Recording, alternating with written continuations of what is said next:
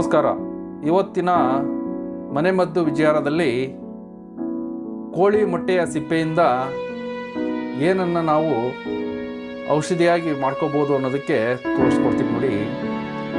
ನೀವು ಕೋಳಿ ಮೊಟ್ಟೆಯನ್ನು ಯೂಸ್ ಮಾಡಿದಾಗ ಅದರ ಸಿಪ್ಪೆಯನ್ನು ಎಸಿಬೇಡಿ, ದಯವಿಟ್ಟು ಅದನ್ನು ತಗೊಂಡು ರೆಮಿಡಿ ಮಾಡ್ಬೋದು. ಹೇಗಪ್ಪ ಅಂತ ಹೇಳ್ತೀನಿ ನೋಡಿ.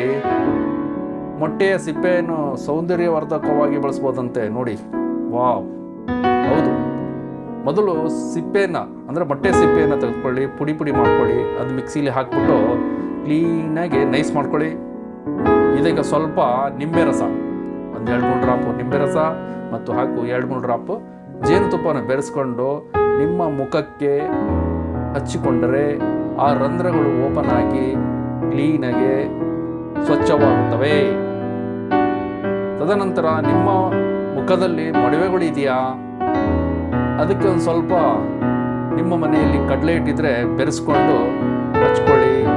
ಸಂಪೂರ್ಣವಾಗಿ ಮೊಡವೆಗಳು ಮುಕ್ತವಾಗುತ್ತವೆ.